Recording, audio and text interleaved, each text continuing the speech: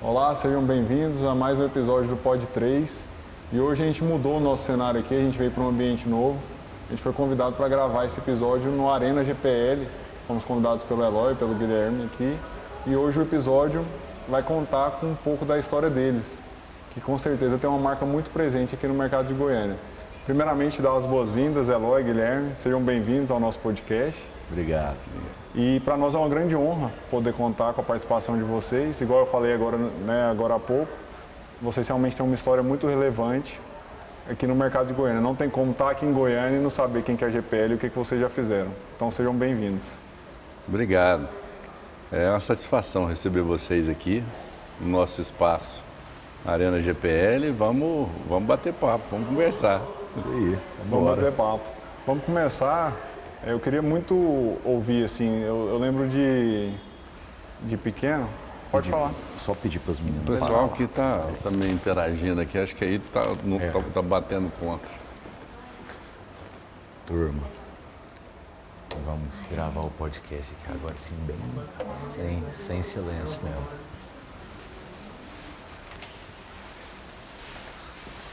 Quem está aí? O pessoal terminou a reunião ali agora, eu estava só finalizando de pedir. Pode só seguir, né? Depois vocês cortam. Para começar o nosso bate-papo, eu queria ouvir, porque eu lembro desde pequeno de andar. A primeira vez que eu ouvi falar da GPL, na verdade, foi minha madrinha comprou um apartamento de vocês no Alto da Glória. Eu era criança ainda. E aí eu lembro da logomarca assim, da GPL redondinha e tal, né? E ela mudando para esse prédio. E então o que eu quero dizer é que tem muito tempo que vocês estão no mercado. Eu queria ouvir, Guilhermão, como que essa história começou, né? Como que foi, enfim, o início disso tudo? O início, como todas as empresas, né?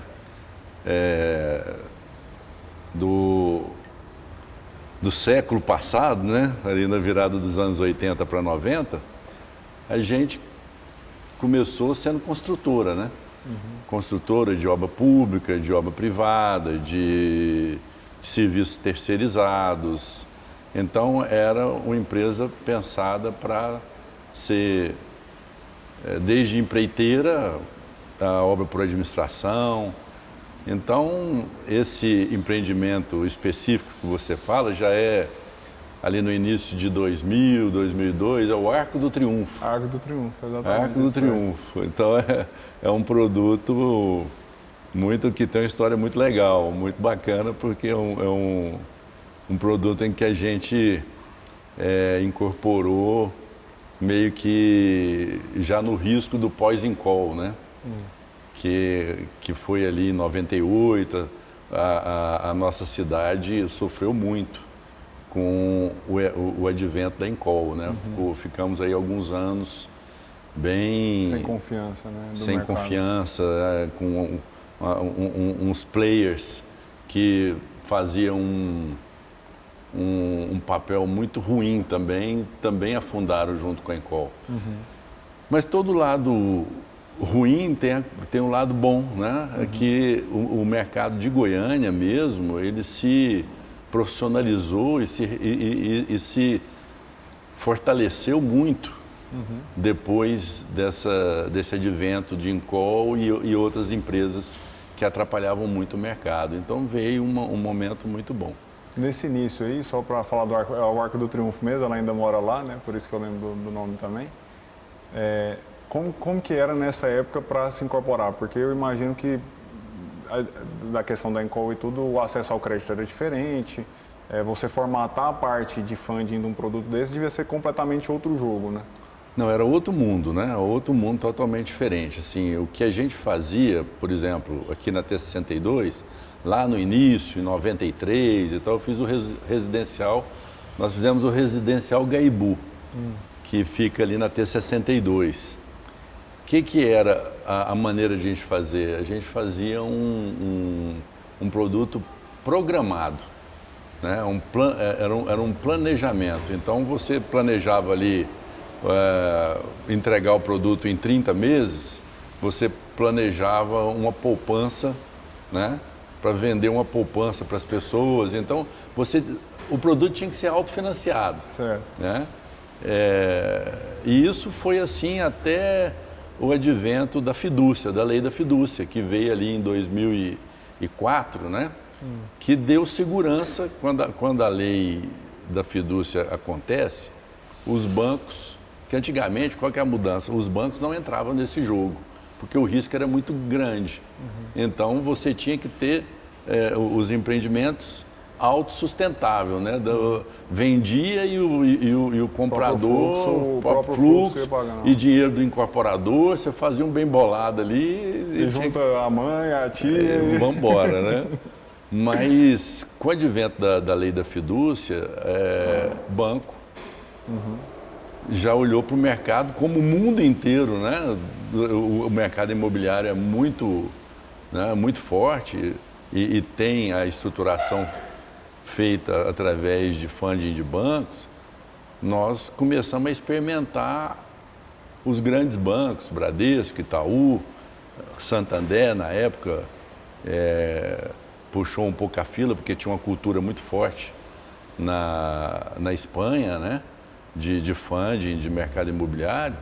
Então, o mercado foi se estabelecendo devagarinho, né? Os bancos entrando, se estruturando. Veio a questão das SPS, que não existiam antigamente, por exemplo. A Encol tinha mais de 700 empreendimentos num CNPJ. Num CNPJ só. Olha que loucura. Inimaginável, né? assim.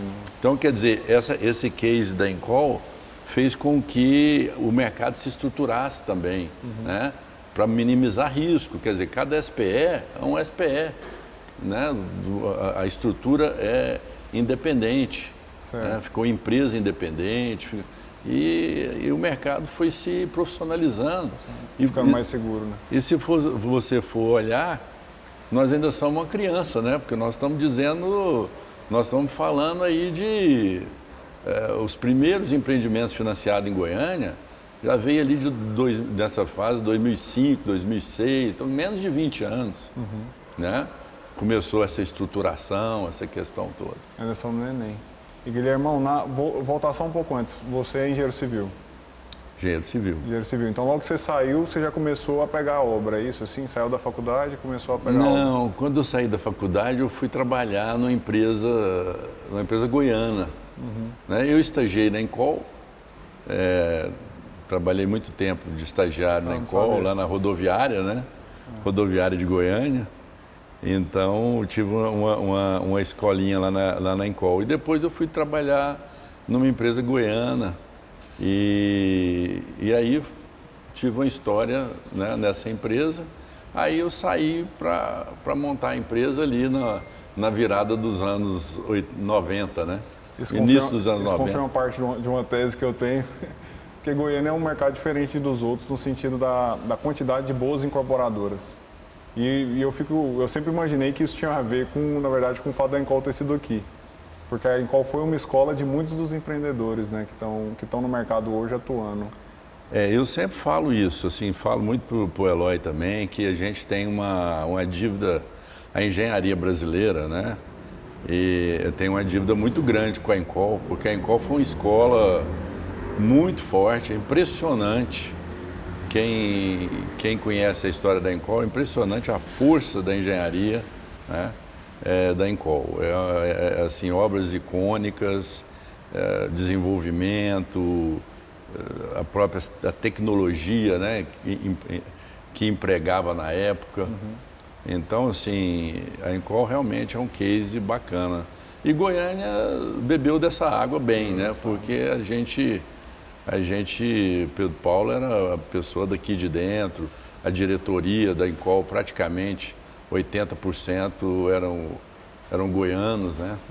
Então realmente é um case e tem a ver o que você tá falando. Minha tese está se confirmando. Sua tese está certa. Eu concordo com a sua tese. E Guilhermão, o Arco do Triunfo foi o primeiro prédio? Não, o Arco do Triunfo já veio numa fase assim. O Arco do Triunfo já foi assim, numa fase. Primeiro nós fizemos o Gaibu, depois nós fizemos a Ana Luísa, depois era uma fase que a gente fazia de tudo, né? Fazia obra pública, fazia obra de terceiro, fazia obras industriais. Então o Arco do Triunfo foi o primeiro empreendimento após essa fase de estruturação, que o mercado começou a se estruturar após Incol. Entendi. E aí dali, então, teve algum momento que você viu que não fazia mais sentido fazer os outros tipos de obra e seguir só com... E vocês deveriam seguir só com prédio. Aconteceu isso? Foi exatamente isso? Não, aconteceu que, assim, que a gente descobriu que a gente não tinha sangue de empreiteiro, né? Uhum. Que não era o nosso papel, que a gente não era bom nisso. Questões na época complexas, né? Que não combinava com a nossa cultura.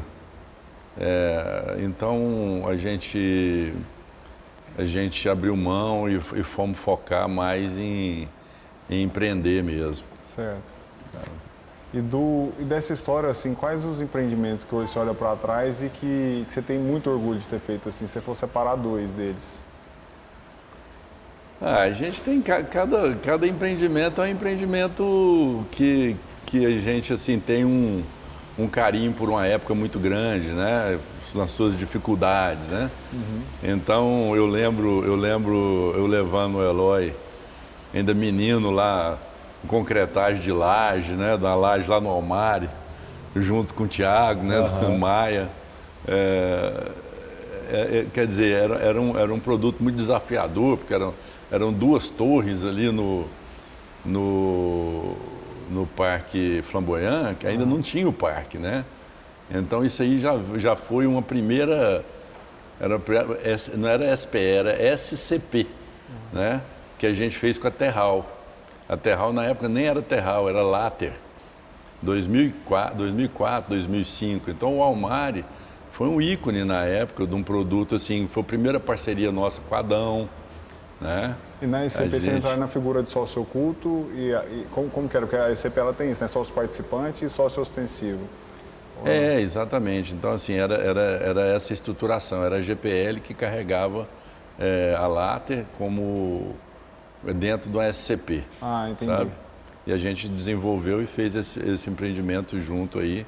Então, quer dizer, eu estou dando um exemplo que veio na minha cabeça, que é uma coisa assim, que é um produto que foi muito importante para uma virada de posicionamento, de estruturação forte da área de desenvolvimento da empresa, né? Uhum. Aí nós temos, né, o Parque Arquitetônico, que é muito bacana a história do Parque Arquitetônico, porque foi um case, né, num dos locais mais que eu julgo mais nobre da cidade.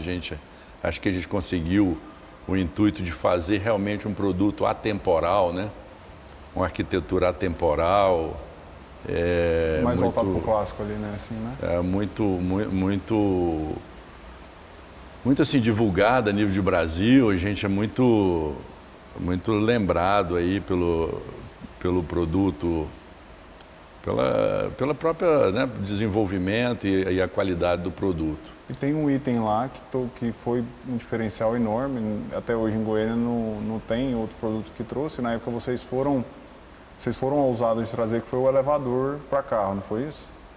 O elevador, são 3 torres, né? O Parque Arquitetônico é uma quadra onde tem 3 torres que se comunicam com o mesmo padrão arquitetônico, desde o paisagismo, a calçada, as cores, né? A fachada no mesmo âmbito de contexto arquitetônico. Agora, a questão do elevador é um equipamento, né, que a gente viu no empreendimento em Belo Horizonte, de uma família, e achou muito interessante e foi muito elogiado, principalmente pelas mulheres, né, que subiam com o supermercado, com essas coisas todas. Então a gente trouxe o equipamento para fazer parte do empreendimento, para que ele fosse um equipamento utilitário, né? Uhum. Mas na época a coisa do marketing, que é uma coisa muito complexa, né? O marketing, né?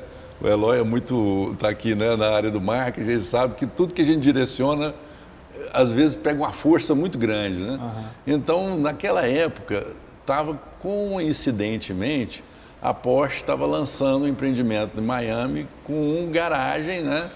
Na sala, uma coisa assim muito sofisticada. não era o nosso intuito, essa sofisticação. Nosso projeto não era carro na sala, não era ostentação. A nossa questão era você ter o equipamento onde você pudesse subir com o seu supermercado, As compras. uma privacidade que a pessoa pudesse ter. Ou quem tem filho pequeno, eu imagino, né? Igual a situação que eu estou vivendo, né? Você está chegando com o filho dormindo no carro, você tem... Isso, uma festa, né, que você está levando questões para... Todos esses facilities, né? Era nosso intuito no desenvolvimento. A coisa pegou muito para o lado do glamour, né? E a gente meio que sofreu um pouco com esse posicionamento. Mas hoje, assim... Você acha que na época não foi... acabou, de certa forma, o posicionamento vinculado ao glamour mais atrapalhou que ajudou na época? A gente acha que mais atrapalhou do que ajudou porque as pessoas perderam um pouco a oportunidade de discutir o equipamento, o benefício do equipamento, né? Qual que é realmente a função desse equipamento e se ele é legal e vale a pena ou não. Isso não veio à discussão. A discussão que veio foi: vou colocar meu carro na sala. Né? Mas a galera levou para o lado da ostentação. E não era esse o propósito, né?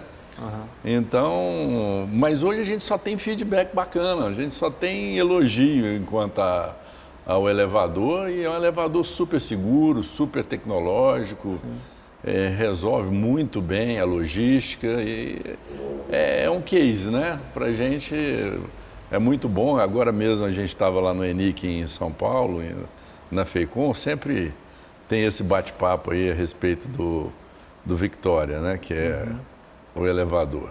E o outro produto, né? Que é um produto que a gente ganhou um prêmio ano passado, que foi muito legal, o case do Horizonte Flamboyant, né? Que é um produto que a gente desenhou com a participação do Roberto Carlos, um desafio, né? Porque ele tem umas questões com cores, né? Que era muito complexo, né? Porque o negócio dele é branco, azul, azul, branco, e não gostava de marrom, e não podia usar marrom. Eu falava, mas é uma madeirinha, né? Como é que você vai fazer sem usar um marrom para aquecer, né? Então, mas foi muito legal também, foi muito bacana desenvolver. Como que surgiu essa oportunidade de desenvolver um empreendimento com o Roberto Carlos, né? Não, foi o próprio Parque Arquitetônico que chamou a atenção. O Parque Arquitetônico chegou no conhecimento lá do time da Emoções, né? Emoções é uma incorporadora de São Paulo que o Roberto é sócio, né? Emoções incorporadora, e o pessoal, através de amigos e pessoas ligadas, chamou a gente para bater um papo, né? E aí a gente fez uma reunião em São Paulo e eles falaram que o Roberto tinha muita vontade de fazer um empreendimento em Goiânia, né? E depois a gente veio saber que o Lorival, né? Depois a gente Lorival Lousa, que tinha área, então era muito amigo do filho do Roberto. E tinha uma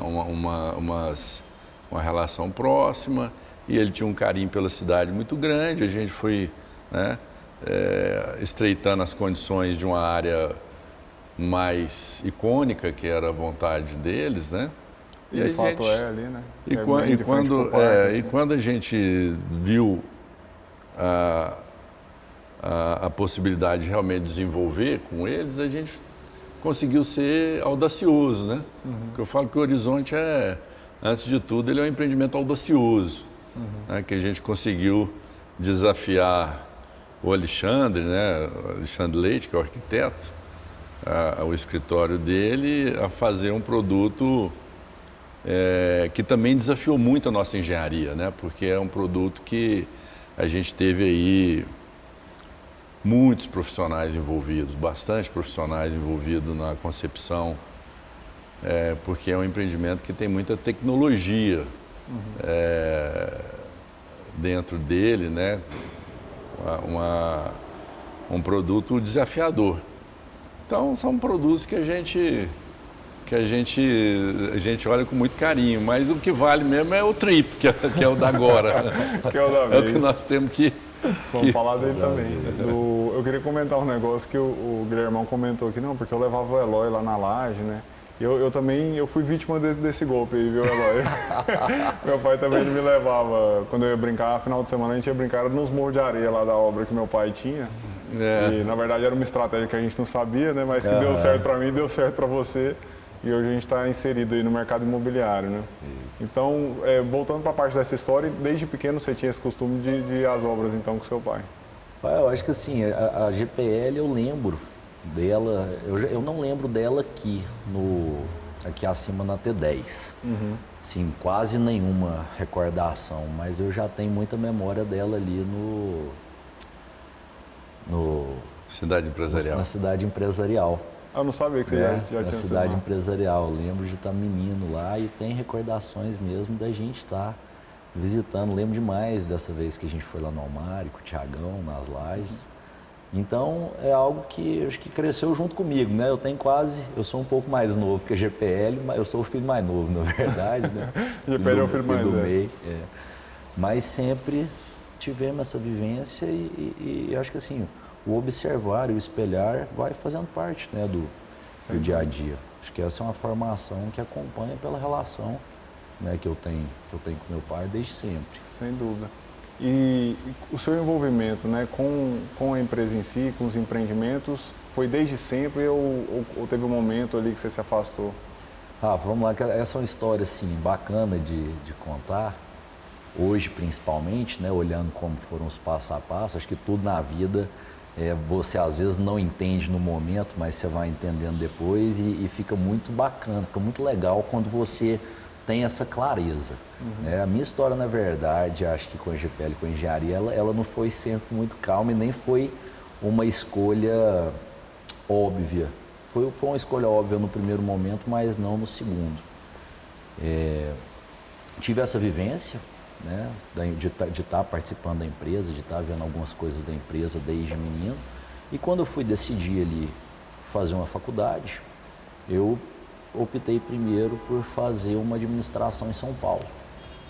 E por alguns fatores da época e tudo mais, eu não senti muita firmeza ali onde eu estava. E a engenharia, que sempre foi e sempre teve claro para mim que seria o destino final, né, ela veio como uma opção de voltar aqui para Goiânia e poder estar fazendo uma faculdade de engenharia. Então, acabei voltando... Engenharia civil mesmo? Engenharia civil. Então, eu sou engenheiro de profissão, né? Acabei voltando e comecei a fazer engenharia na PUC. E eu acho que, assim, eu sempre fui muito curioso e sempre tive muita aptidão para o estudo. Sempre gostei muito de estudar. Mas teimoso também, né? Tinha um perfil mais agitado um pouco.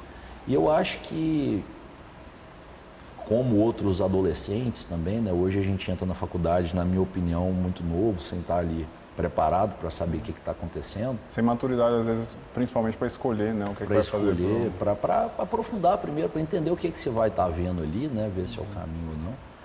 Eu comecei a ter algumas barreiras na engenharia, porque, sinceramente, né, eu tenho interesse e tudo mais, mas a parte técnica em si, que você aprofunda demais na faculdade, não era algo que me chamava tanta atenção. Então eu comecei a me confrontar bastante sobre isso. Falar, cara, você está aqui, é uma faculdade difícil, né? Será que é isso mesmo que faz sentido e tudo mais? Então, nesse meio tempo, eu comecei a pensar em algumas outras situações, né? Para poder enxergar onde que estaria o meu espaço dentro da GPL. E nessa para época... ter certeza se seria aquilo mesmo. Sim. E nessa época eu estava estagiando no cenário. Espera aí, vocês querem... Caiu ali, desligou porque caiu aí, ó. Na hora que caiu aí, deve ter desligado, ó.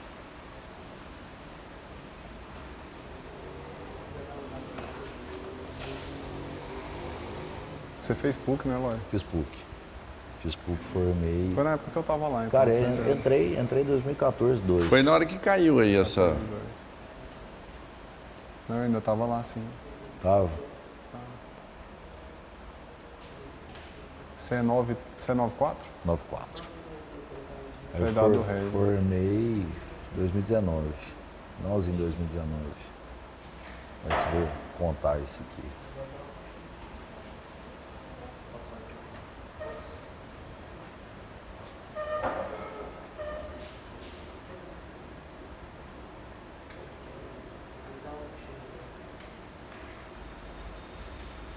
Tá dando um mau contato aí. Cara, mais bacana o negócio do parque arquitetônico ter chamado a atenção, né? Essa é a vantagem de às vezes você fazer alguma coisa diferente mesmo. Porque chamou a atenção do Roberto Carlos lá e tudo ali, assim. De alguma maneira, esse pessoal ligado a gente aqui chamou a atenção deles lá. Do começo da pergunta, de novo, acho que melhor, né? No começo? Eu nem lembro qual que era a pergunta. Não, falando sobre engenharia. Pode ir? Voltando aqui, então. Pegar de volta. Mas, cara, minha relação com a engenharia, ela teve desde menino, como a gente falou aqui um pouco, né? Na hora da decisão de entrar para a faculdade, aquilo como objetivo final para mim já era certo, né? O meu interesse de estar dentro da GPL, só que menino de 17 anos de idade ainda não sabia como seria o percurso e aonde que seria realmente o meu lugar ali dentro. E a gente sabe, acho que eu quanto você, vivemos isso daí, a questão da sucessão, ela tem uma cobrança diferenciada, né? Internamente e externamente. Então, quando eu entrei para engenharia civil na PUC, aqui em Goiânia, eu comecei a me questionar bastante se aquilo ali realmente estava fazendo sentido, porque a carga técnica na faculdade de engenharia ela é muito grande. E ao mesmo tempo que eu estava estagiando em obra, eu vi que aquilo não era O que você queria? o que eu queria, a minha vocação. E juntando com essa parte da cobrança interna, de estar dentro da empresa, não por ser filho, né, do Guilherme, mas por ter um destaque, por poder somar ali dentro, aquilo começou a criar um conflito. Para mim, como pessoa, né, um conflito entre a Eloy, a engenharia e a GPL. Né? Então, como muitos na fase de adolescência, né, aquela coisa mais inquieta, como eu falei, que eu sempre tive muita aptidão por conteúdo, por aprender, e ao mesmo tempo um perfil mais agitado, eu estava vendo que eu estava ali dentro daquela faculdade para passar o tempo, porque absorver alguma coisa daquilo ali mesmo eu tinha bloqueado da minha cabeça e cada vez mais tendo interesse por gestão, por uma parte comercial que eu não estava podendo desenvolver ali naquele momento. Então eu cheguei a querer sair no meio da faculdade, a gente brinca que hoje eu como gestor de marketing comercial, eu não tenho nenhuma dúvida que o marketing sempre teve, assim, dentro de mim, acho que também muito por espelho, né, das coisas que eu ouvi ao longo do tempo com meu pai, criação de conceito de produto, aquilo sempre brilhou demais meu olho, né, eu sempre achei aquilo muito, muito massa. E nesse momento, a gente sentou para conversar lá em casa, né, falando, cara, vamos botar aqui a meta, vamos traçar uma estratégia aqui, vamos finalizar essa faculdade. O pai quase morrendo do coração do que fala que quer sair da empresa, né? Você lembra das conversas nitidamente, né? Nitidamente. Mas naquele momento a gente traçou uma estratégia, né, de concluir aquilo que já estava sendo feito e focar numa pós-graduação que eu pudesse trazer um conteúdo para realmente satisfazer essa outra parte, né, que eu tinha interesse. E a gente tomou uma decisão muito assertiva, né? Hoje eu agradeço muito por isso. Eu virei para o meu pai e falei que daquela forma eu gostaria de afastar um pouco da GPL, para poder viver uma outra experiência dentro de uma área administrativa aqui em Goiânia, enquanto eu finalizaria a minha faculdade, porque da forma que eu estava lá eu não estava me sentindo confortável para ter um posicionamento que eu sempre quis ter dentro da empresa. E nessa época a gente tinha acabado de entregar o I9 E o Inove não tinha área de lazer, não é que ele não tinha área de lazer, ele não tinha uma área de alimentação, não tinha uma lanchonete, não tinha nada ali embaixo. E, ao mesmo tempo a gente estava com um banco ali embaixo, no térreo, um cartório, um prédio super movimentado. E uma das paixões da minha vida sempre foi a gastronomia, né? Eu brinco que hoje as duas coisas eu consegui meio que fazer junto ali com a GPL, que era a paixão da gastronomia, a paixão pela cerveja, que depois a gente vai falar um pouquinho sobre estratégia de marketing, que a gente fez algumas parcerias com a Colombina. Mas nessa época nós entramos em contato com o pessoal do prédio e a gente criou um modelo de negócio que dava para encaixar uma pequena lanchonete lá no Inove. Então, para não alongar demais, trouxe um parceiro muito bacana. Acho que na época eu estava lendo um livro do Jorge Paulo Lemann, né, que fala que toda vez que você for entrar dentro do negócio, muito mais importante do que você entender sobre o negócio, é você trazer alguém que precisa mais do que você, entende mais do que você e conseguir montar um modelo que ele se sinta dono do negócio também. Então isso a gente fez na prática, ao longo dos 2 anos e meio, 3 anos que eu fiquei lá no Bento Bistrô. Eu tive uma experiência administrativa, como que é o nome? Bento Bistrô. Bento Bistrô. E começou, cara, com um balcãozinho, a gente vendendo salgado. A gente teve uma sacada que no prédio tinha uma demanda por almoço executivo. Começamos a fazer o almoço executivo do jeito que dava. Quando a gente parou para ver, a coisa tinha tomado uma proporção. A vigilância sanitária falou que daquele jeito lá não dava mais. E a gente acabou montando um plano de ação para ampliar o Bento Bistrô. E hoje ele existe ainda. Tomou proporção de restaurante, uma proporção de restaurante mesmo. Você vai lá, é um aquário super bacana, todo fechado assim, tá lá no Inove com a ainda. pele de vidro, lá no Inove. É porque no Inove existia o espaço para ser a gastronomia, mas como um cartório comprou de um lado e o outro cartório comprou do outro, e a gente não podia perder a oportunidade de vender e ter a estrutura do cartório lá, toda aquela estrutura que ali vai quase 800 pessoas por dia ali. Movimenta muita gente. Eu sou uma das pessoas, né, que vai lá a gente faz registro de incorporação. Não é? Então, quer dizer, aí a gente teve que virar e fazer acontecer. Um prédio daquele porte não podia ficar sem a gastronomia, né? Foi aí que surgiu. Que entrou e o Rony, que é meu sócio lá, é muito bacana. Hoje é ele que toca lá, participou de todo esse processo. Então, foi um acompanhamento ali de uns 3 anos, até eu finalizar, né, eu concluí a faculdade de engenharia, isso foi no final de 2019. E aí, então, nesse momento, eu pensei que eu teria realmente a oportunidade de vivenciar novos ares, de ter uma experiência fora e poder fazer uma pós dentro de uma área que me interessava demais, que era a área de gestão. Nesse momento, a minha irmã estava morando em São Paulo, ela estava finalizando a faculdade lá da FGV, e eu me mudei para lá e comecei a fazer um MBA executivo no INSPER, começo de 2020. Nisso daí, nos primeiros 2 meses, eu estava fazendo entrevista em algumas empresas, chegamos a conversar ali, né? Empresas locais, a Vitacom, algumas outras empresas ali de São Paulo que já eram muito conhecidas para a gente aqui. E do jeito que a vida é, né, que as coisas acontecem, no 3º mês apareceu a pandemia.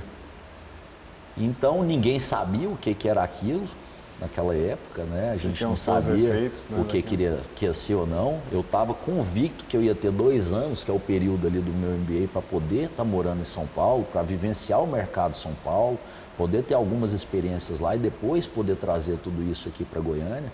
Né? Na época, do jeito que era, na verdade, se for bem sincero, nem sabia como que seria, né, o pós. Eu pensava até na possibilidade de estar muito bem ali em São Paulo e, enfim, portas abertas. E como as coisas vão tomando o rumo que tem que tomar, eu lembro assim, direitinho que eu voltei aqui para Goiânia e a gente foi passar uns 20 dias lá em Aruanã. Todo mundo tinha que ficar isolado, né? Fomos lá para Aruanã.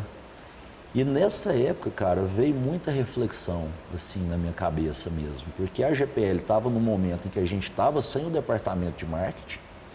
O departamento comercial, ele estava sendo feito praticamente ali com o meu pai à frente dele e só o nosso coordenador comercial, a gente não tinha nenhum apoio.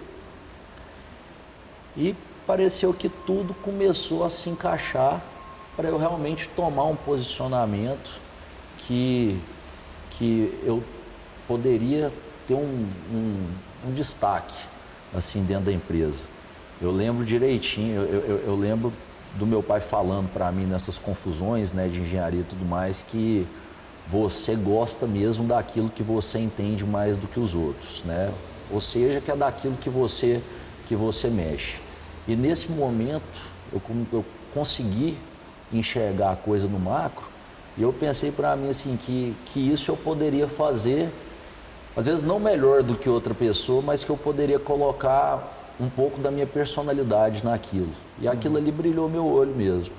Então a gente decidiu que eu voltaria para a GPL com a função principal de poder fazer os 3 departamentos andarem juntos, que é o departamento do marketing, o departamento comercial e o departamento de desenvolvimento de produtos. A gente acredita muito que para um produto ser bem encaixado, a gente precisa ter esses 3 pilares conversando muito bem. Então, quando eu voltei, a gente já voltou num desenvolvimento do Alma, que eu falo assim que é o produto, que se fosse perguntar para mim, é o produto que eu mais tenho paixão, porque eu vi a nossa possibilidade de oferecer soluções, não só da moradia específica, mas uma solução que pudesse, uma solução de vida para a pessoa, sabe? Que a gente vai muito além do apartamento, que através de um conceito bem feito a gente consegue entender qual que é aquela dor da pessoa mesmo, qual que é o objetivo de vida dela, a vertente de vida dela, num momento muito importante, né, de reconexão do ser humano, ali pós-pandemia. Então a Alma veio com uma resposta da GPL sobre o que a gente acredita em morar bem, né? Em morar com qualidade. E ao longo do tempo a gente vem desenvolvendo cada vez mais a junção desses 3 pilares. E a gente falou aqui, já citou um pouco o TRIP, mas o TRIP para mim ele vem com uma gratificação muito grande desse trabalho ser bem feito, sabe? Que é o trabalho de você, com o marketing, entender qual que é o seu público, com quem que você está conversando ali de verdade, né? Saber qual que é o desejo maior, o que que agrega valor para esse público, o que que eu vou poder botar no meu empreendimento que ele vai pagar mais caro por isso, porque aquilo vai fazer diferença na vida dele, em vez de você ficar colocando coisas ali que vão gerar custo para o incorporador e muitas vezes não vai fazer diferença. E na vida dele, quais são os desejos. Então você vai ter diferenciais tanto no apartamento, mas você vai poder também trazer diferenciais para a vida dele no conceito, né? Você trazer isso, todas essas informações para o comercial, validar com o comercial, né? Falar, não, isso aí realmente, se a gente fizer, vai dar certo. E aí sim você cria a roupa do produto, né? Você envolve toda a agência ali para criar o que vai ser o desenho do conceito, o que você vai entregar para o mercado, e só depois você leva isso para o desenvolvimento de produto, já sabendo certinho, né, quais são as metragens, quem que é o público e como é que a arquitetura deve levar esse conceito para a fachada e para o empreendimento como um todo. Então no TRIP a gente bateu muito em cima da questão de viagem como objeto de desejo do nosso público-alvo. Dentro do apartamento, itens diferenciais, a gente conseguiu entender que a churrasqueira carvão com a varanda faria um sucesso gigante, então a gente está entregando todas as unidades com Algo muito aqui de varanda. Goiânia, né? O pessoal gosta muito, né, dessa varanda carvão. Cara, é uma coisa muito cultural e ao longo desses últimos 4 anos a varanda voltou a ficar em ascensão total, então a gente conseguiu encaixar isso de uma forma muito bacana. E graças a Deus estamos tendo aí já algumas respostas muito positivas para o lançamento. Isso que você falou da varanda é muito verdade, né? Talvez seja o próprio advento da pandemia, porque antes se lançava sempre a sala já integrada, porque o pessoal que via a varanda já pensava logo em emendar isso na sala, né? Exato. E de certa forma isso voltou com tudo e hoje lá o Art House, que é o produto nosso, a gente tem metade com e metade sem. A gente pensou na época, vamos atender os 2 públicos, né? Mas o sucesso da varanda hoje ele realmente é muito evidente, né? E Rafa, eu acho interessante pensar assim que a coisa ela volta, mas ela volta diferente de todo jeito, né? E a gente viveu isso muito na hora de desenvolver o Alma. Porque realmente duas coisas que estavam ali certas dentro do mercado, antes, pré-pandemia, era que a maioria dos seus clientes, eles iam pedir uma integração da varanda com a sala, onde a varanda, ela geralmente estava ali fazendo conexão só com a sala mesmo, num canto do apartamento. E você teve que pensar isso de outra forma agora para poder estar entregando algo diferenciado, né? Trazendo essa varanda, comunicando, ela tem que trazer essa integração com o apartamento inteiro, mas não se comunicando somente com a sala ali, né? Ela tem que se comunicar com o produto como um todo. Então, no Alma, por exemplo, a gente conseguiu encaixar uma varanda centralizada no apartamento, onde você tem acesso à área de serviço, com a ventilação cruzada, né? Que isso é um benefício grande para o dia a dia. Você tem total conexão com a cozinha e com a sala. Então, você volta para esse momento onde as pessoas estão buscando a varanda, mas da mesma forma já com um upgrade. Você falou do Alma, eu lembro exatamente isso, né? O seu sentimento pelo produto, porque eu lembro que a gente encontrou no evento da MyBroker e vocês estavam preparando o lançamento do Alma. E a campanha dele foi muito bacana, né? E eu lembro que vocês estavam montando um standzinho de vocês ficou muito legal. E você falou, cara, esse produto é filho meu, assim, é meu primeiro filho, né? Assim, que eu realmente sinto. E assim, é bacana ver isso, né? Aquela coisa que a gente idealizou lá atrás, que às vezes era só um sonho, para nós talvez seja um sentimento mais novo, né? O seu pai, o Guilhermão, está acostumado a ver isso já se concretizando. E a gente pensa, pensa às vezes em cada detalhe, às vezes a gente dá uma importância para um detalhe, né? Porque realmente a gente acredita que aquilo vai fazer diferença. E a gente vê isso se concretizando, né? Através de um lançamento, da construção e da entrega lá no final. Então todo esse trajeto é muito gratificante. Demais. Né? Do ponto de vista do incorporador. E um outro ponto que você comentou também que eu queria ressaltar é muito isso, quando por compartilhar essa experiência de filho, né? Parece que a gente tem que se provar 10 vezes. E é uma coisa que talvez muita gente não entenda, mas eu entendo totalmente esse conflito que você falou. Eu estou aqui, né? Eu estou aqui porque eu quero mesmo, né? Ou eu estou aqui por causa da circunstância e tudo. E não deixa de ser um desafio. E a engenharia civil, assim como você, eu também sou engenheiro civil, mas eu também fui para a parte de desenvolvimento de produto, de comercial e marketing, né?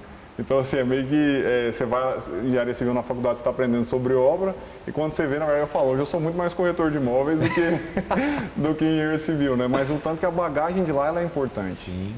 Porque, assim, cara, de certa forma a gente vai falar de condição de pagamento, a gente vai fazer planilha, a gente vai fazer viabilidade, e eu tenho certeza que essa bagagem da engenharia permite que a gente, de fato, faça essa função, né, com muito mais excelência.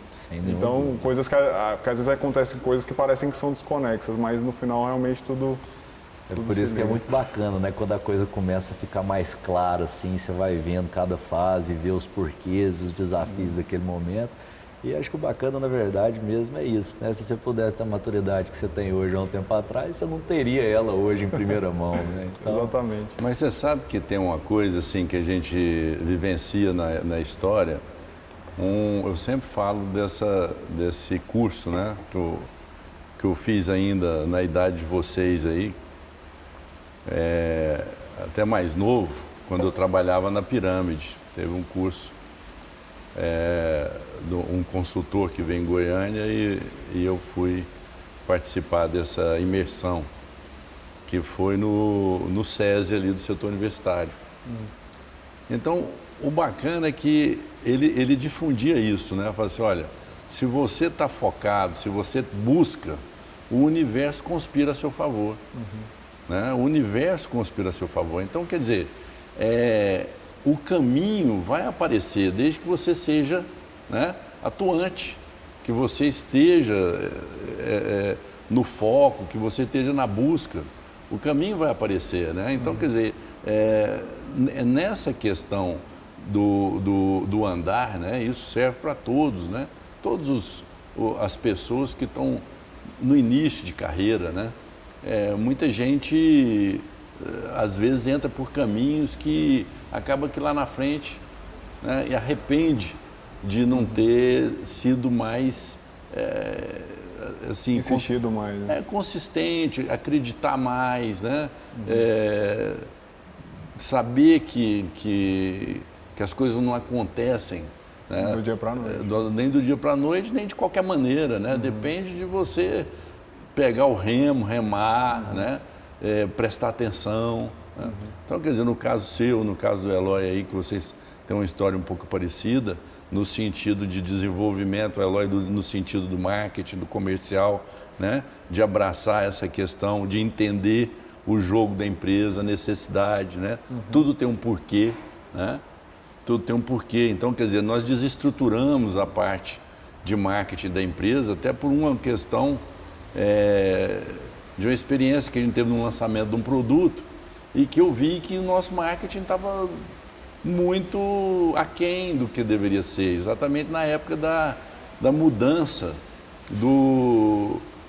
da estratégia de marketing comercial, né? Onde o online começou a pegar muito pesado e a gente estava com um produto maravilhoso e nós não conseguimos transmitir a grandeza do empreendimento. Qual que era o produto, Guilherme? Cenário ali perto do Vaca Brava. Do Vaca Brava, ali do Goiânia Shopping, né?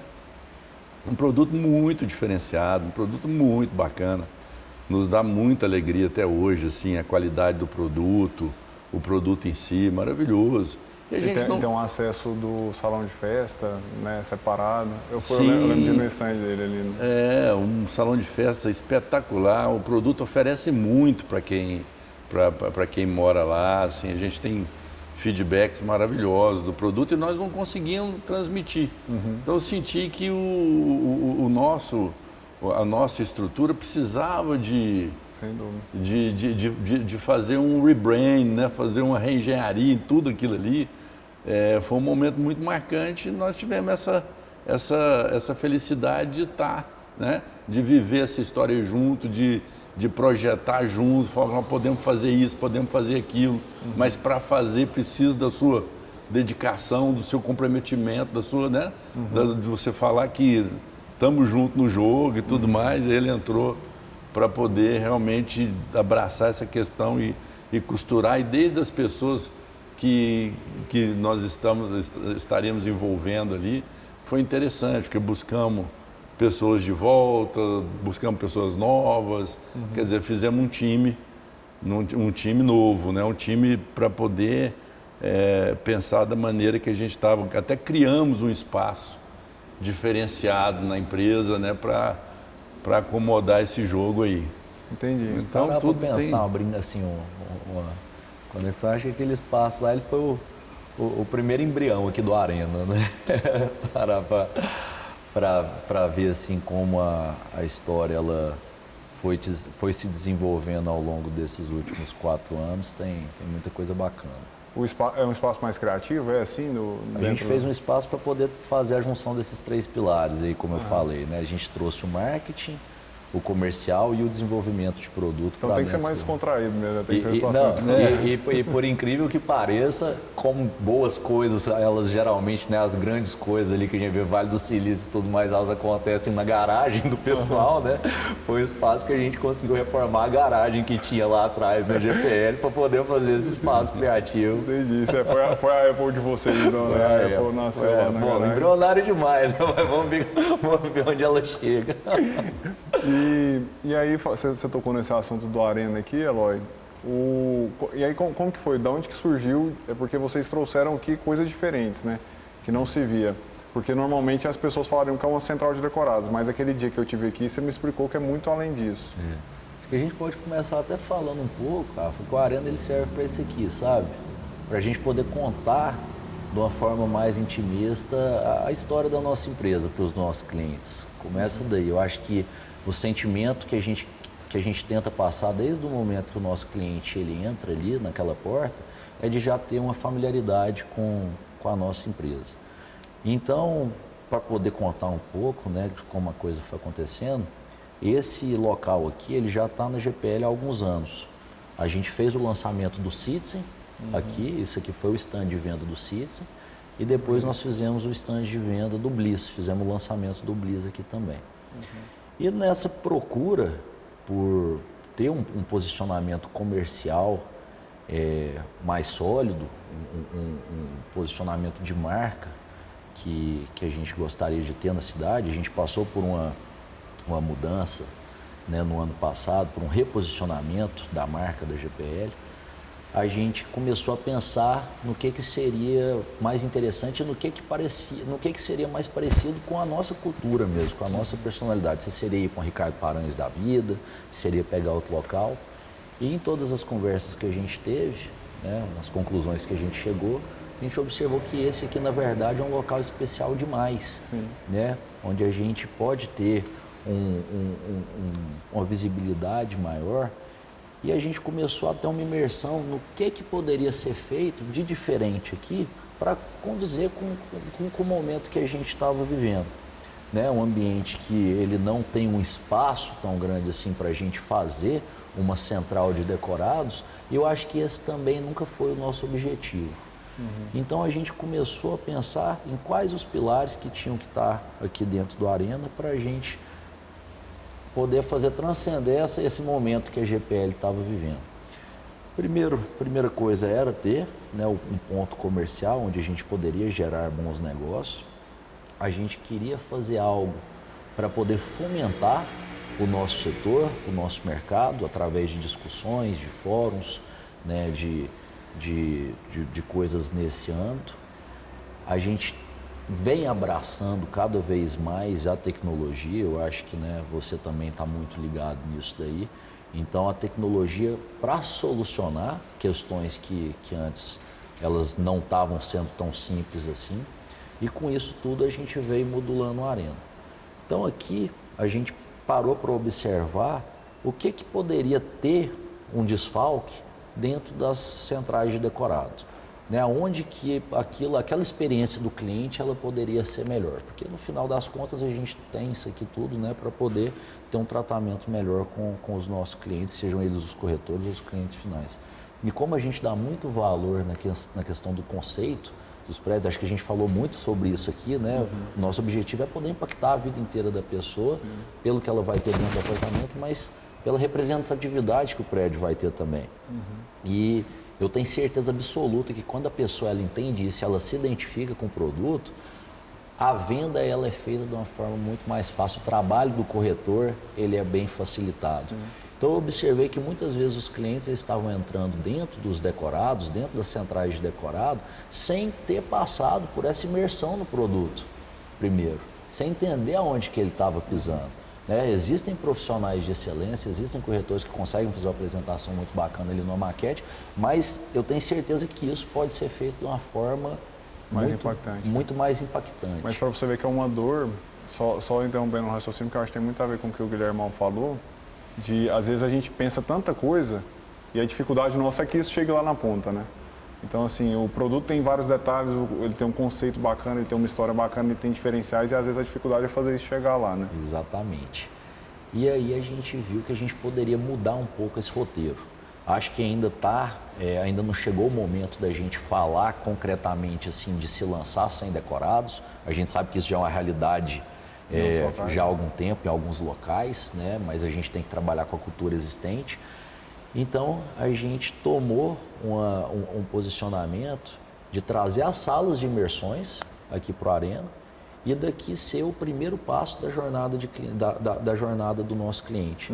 Dele vir até o Arena, fazer uma imersão no produto, entender tudo aquilo que a gente está oferecendo, para depois sim o corretor estar levando ele dentro do decorado, dentro do stand de venda. Então essa foi a forma que a gente encontrou para potencializar a parte comercial aqui dentro. Trouxe todo o meu departamento comercial para cá, trouxemos o marketing para cá também. E para abraçar essa parte da fomentação do setor com conteúdo e da parte tecnológica, a gente pensou em qual parceiro que seria interessante para a gente trazer para cá.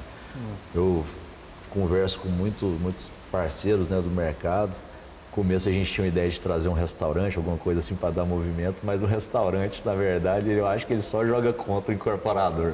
Primeiro porque o cara que está ali, o cliente, eu acho que ele já tomou birra, o corretor chegou para falar com ele, ele já fecha a cara, reclama pro dono do restaurante. O dono do restaurante acaba te cobrando um pouco para ter o movimento onde deveria ser o contrário, e o restaurante não condiz com o conceito. Então, a gente enxergou isso muito bem, e no momento eu conheci o pessoal do Hub Cerrado, através da pessoa da Silvana. E casou muito bem, porque através de todos os contatos que eles têm, né, nessa rede de network tecnológica, a gente conseguiu fazer uma parceria em que ela traz esses eventos voltados para o mercado, eventos que podem somar para os nossos parceiros e concorrentes e corretores, assim, um panorama geral. E traz também o ar de movimento, de negócio, né, de produtividade que a gente quer aqui para dentro. Então, esse outro lado do Arena, ele vem sendo desenvolvido pelo Hub e pelas pessoas que entenderam isso daí também e começaram a buscar na gente parceiros para desenvolver esse tipo de projeto. O Leonardo mesmo fez um fórum aqui, acho que tem umas 3 semanas, onde participou o Danilo da Palma, o Caio, né, o Marcelo da CMO, né, e tudo mais. Lotou a casa e foi um evento que mostra o nosso objetivo muito claro aqui. Eventos intimistas, onde a informação ela é discutida de forma clara e simples, né, onde o aprendizado ele é ali realizado mesmo, concretizado na hora, e a gente viu tanto de pessoas saindo daqui satisfeitas, né, depois de um dia de conhecimento bacana.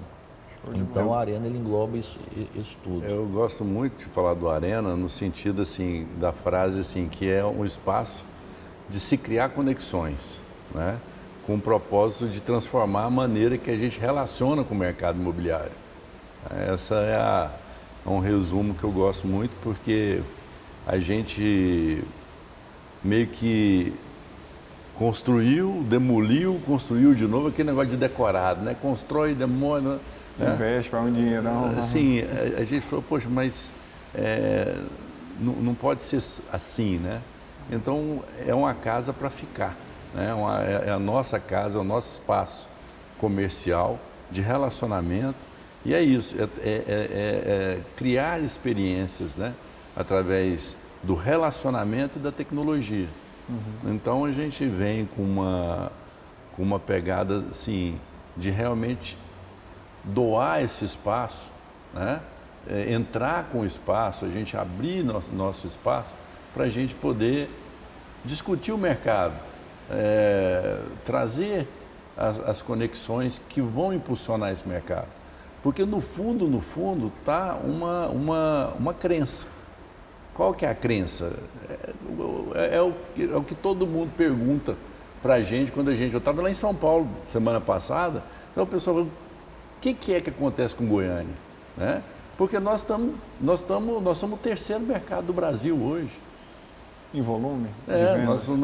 Nós somos o terceiro PIB. Passamos Belo Horizonte, passamos Curitiba, passamos Salvador. Quer dizer, só perdemos para São Paulo e Rio, nós somos o terceiro. E as pessoas perguntam, poxa, né? O que acontece com Goiânia? Então, nós estamos tendo a oportunidade de repaginar a cidade, né? Essa é a grande crença que está no fundo da história. O que acontece com Goiânia? Nós temos uma localização, uma condição, um estado em que cresce mais do que o país. Temos o agronegócio, sim, mas tem muito serviço, né? E que nos permite pensar em reestruturar a cidade. O que é reestruturar a cidade? É você ver uma área às vezes está esquecida, degradada, e ali nasce um prédio bonito, bacana, né? A cidade pulsa dessa maneira. Então, quer dizer, nós temos a oportunidade de ressignificar a cidade. Então, a gente pensa nesse mercado a muito longo prazo. Eu acho que o mercado imobiliário, ele pode ser pensado, né, a longo prazo, porque nós temos muito que fazer para melhorar a qualidade de vida das pessoas. Né? E muitas vezes as pessoas perguntam assim, poxa, mas e a mobilidade? Né? Quando você entrega um prédio como esse aí, né, você vê que você entrega garagens para todos. Né? Nós fizemos uma pesquisa ali no Parque Arquitetônico. Você passa lá de dia, está cheio de carro parado. Não tem nenhum que é de dono de apartamento. Os apartamentos, quem é dono de apartamento está com os carros lá dentro. Ali é porque a pessoa não tem onde parar, não quer pagar um estacionamento, vai parar na rua. Então, quer dizer, é política pública. Né? Mobilidade urbana precisa de investimento do poder público. O poder público tem que investir. A partir do momento que a cidade resolveu, pelo plano diretor, de ser adensada, vamos adensar a cidade. Porque é mais barato você adensar a cidade do que você espraiar a cidade. Em termos de custo de infraestrutura, né? Em termos de custo de infraestrutura. Você vai levar a cidade para expansão, você está tendo que investir muito para poder cuidar daquele lixo, daquela água. Só comparar Brasília e Goiânia, assim, né? Que o Brasília é muito mais espalhado, um investimento muito maior, né? Um investimento muito maior, mas em compensação você tem que investir em inteligência urbana. Você tem que ter sinais, né? Que estejam conectados com o próximo sinal. Você não tem que estar parando a toda esquina. Você tem que ter uma estratégia de investimento, né? É o que eu acho que o novo prefeito nosso vai ter esse desafio de pensar a cidade como a propriedade privada pensa, né? Quer dizer, nós pensamos a cidade, queremos fazer o melhor empreendimento para aquela região. Goiânia hoje está cheia de centralidades. Você pega ali Parque Amazonas, está ficando um setor independente hoje. Você tem todos os serviços. Você tem shopping, escola, supermercado, você tem tudo. Parque Amazonas, a pessoa que mora lá hoje não precisa vir para cá. Né? Se você pegar o setor universitário, se você pegar o setor oeste, Bueno, Marista, todos têm uma centralidade onde pode ser desenvolvido melhorias. Né? Agora, o poder público tem que vir. Né? Por que muitas vezes as coisas saem, igual saiu agora semana passada uma pesquisa que Goiânia tinha muita residência sem morador.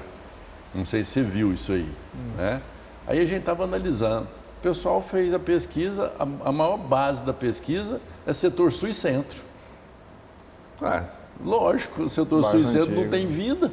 Né? Quer dizer, não tem vida por quê? Porque o poder público tem que ir, o setor privado tem que ir também, mas quem vai primeiro?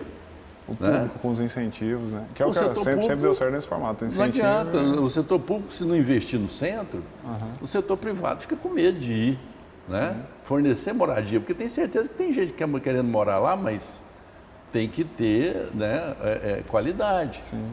Então, assim, a cidade é muito pujante. A gente pode ressignificar Goiânia nos próximos 10, 20 anos como uma cidade icônica do Brasil. Né? Mas nós precisamos da prefeitura, nós precisamos do governo. Né? Então, eu penso que uma crença forte nossa, daqui, do Arena, desse espaço, é a gente criar oportunidade de conexões com pessoas que contribuem para esse mercado, né? Que contribuem para esse mercado, não necessariamente que estão dentro desse mercado. Por exemplo, teve um evento aqui do pessoal da área médica, né? Sim. O pessoal da área médica e tudo mais veio para cá, fez um evento aqui dentro, muito bacana, discutindo outras situações, mas a área médica, ela é muito atuante no nosso município, né? Nós temos uma força muito grande desse setor, né, de saúde. Muita gente vindo de fora para tratar aqui, né, de várias especialidades. Virou um polo, né, assim, acho que Goiânia virou a ponte ali para o pessoal não precisar descer para São Paulo, né? Toda a questão do Einstein posicionado aqui, o Sírio-Libanês, né, que tudo indica que está vindo para cá também.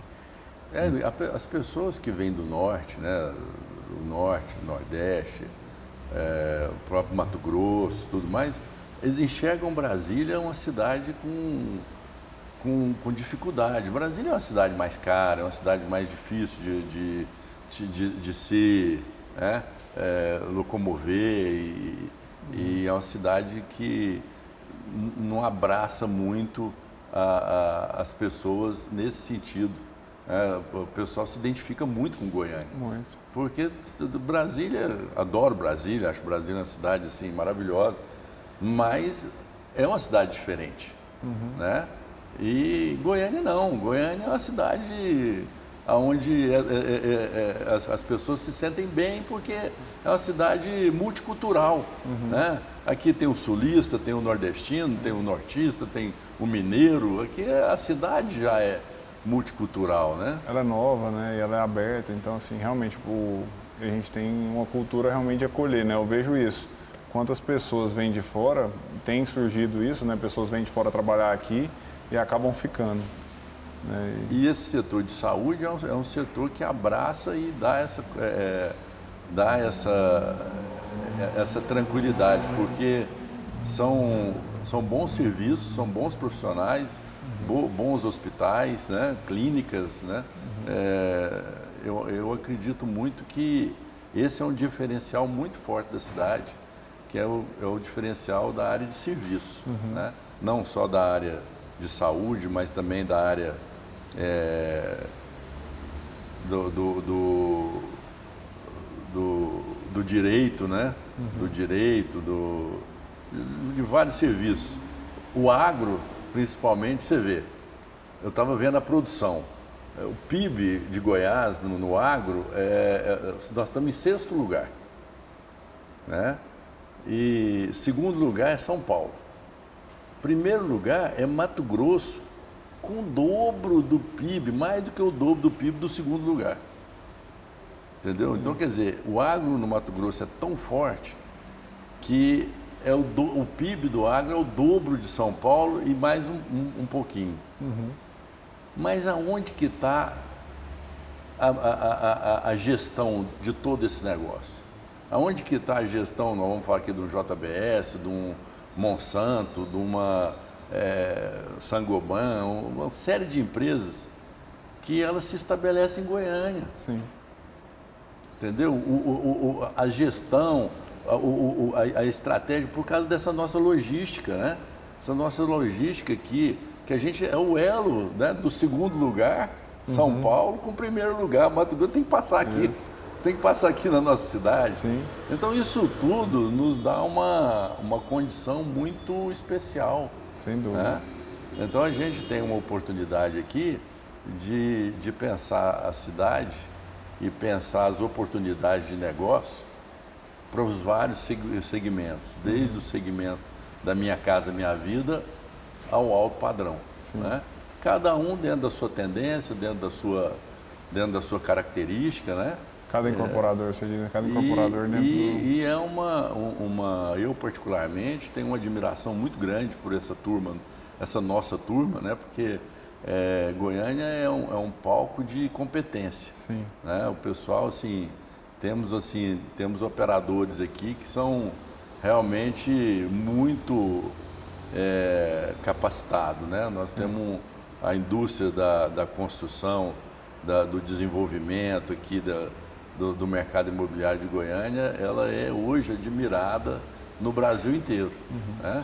A gente chega lá no Secov em São Paulo, que é a casa-mãe aí do nosso mercado, a gente sente que as pessoas diferenciam, querem saber, né?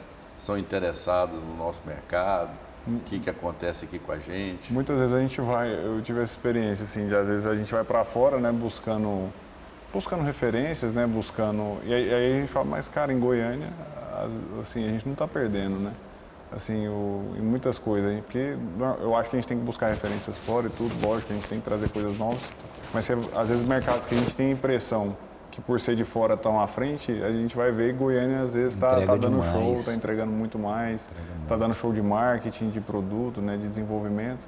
Guilhermão, você falou de Brasília, vocês têm plano de expansão para fora? Alguma coisa nesse sentido? Não, nós temos assim uma visão de estar atuando em alguns mercados, mas aqui mais dentro da nossa região. Né? Lançamos esse ano passado um produto em Rio Verde, né? Nós fomos muito bem lá em Rio Verde e estamos preparando um outro produto para lançar em Rio Verde. Né? Entendi. tivemos assim, na área de urbanismo, aí nós fomos para Catalão, né? Lançamos um produto em Catalão, é um master plan lá na área mesmo de loteamento, e esse loteamento tem uma área comercial. Estamos indo para Pirenópolis, né? Vamos ver se a gente consegue lançar agora esse ano um condomínio fechado lá em Pirenópolis, que é uma área muito especial. Multipropriedade, alguma coisa nesse sentido? Não. É um loteamento, é um condomínio mesmo de lote. Entendi. Né? Que é bem assim, muito bem localizado, nada de multipropriedade. Acho que Pirenópolis está vivendo um dilema muito forte, né, com essa questão de multipropriedade. O plano diretor não está olhando com bons olhos, eu não sei porque o plano diretor lá está em discussão, né? Essa área nossa já é dentro da expansão, então nós não precisamos entrar nessa discussão de plano diretor lá. É uma área muito especial. A gente está muito empolgado aí de lançar esse produto lá em Pirenópolis. E estamos também aqui participando de um empreendimento nessa área de urbanismo aqui em Hidrolândia, juntamente com a Tropical. Estamos preparando aí um lançamento lá desse produto. Mas na área de incorporação vertical, o nosso plano é estar mais em Goiânia mesmo, né? Que é a nossa terra-mãe mesmo, a gente conhece essa cultura, né? Eu digo que esse mercado é o mesmo mercado, mas as diferenças são muito grandes. De você estar num lugar e estar em outro. Nós tivemos a oportunidade de estudar uma área muito interessante em Catalão, mas nós descobrimos que a cultura é muito diferente. Né? Você vê que é aqui, Catalão, aqui do lado, mas assim, a comunidade, a sociedade do local pensa muito diferente do que acontece aqui em Goiânia. Sem dúvida. Então não é simples essa questão de você sair daqui, né? Ah, não, vou sair daqui, vou ali para Nápoles, né? Muda tudo. Eu vou lá para Palmas,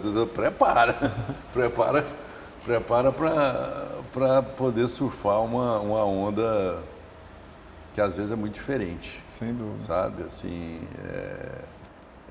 eu teria mais tranquilidade de empreender em São Paulo, por exemplo, capital, que é diversa, né? Que tem uma cultura, às vezes eu comparo, né? Goiânia tem muito da vibe paulistana, por mais que seja diferente, mas o nosso mercado ele tem uma pegada parecida. Até porque culturalmente nós bebemos muito da água de São Paulo, né? Nos últimos 20 anos. E hoje eu acho que a gente tem empreendimentos que se comparam aos melhores empreendimentos de São Paulo. Nós também temos aqui para comparar um com o outro. Eu acho que a gente está muito bem. Sem dúvida. Mas eu tenho muito esse receio, né?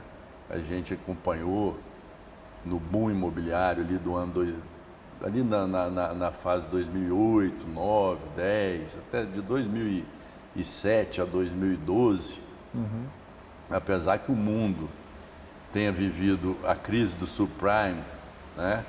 Teve aquela pancada toda de quebra, né?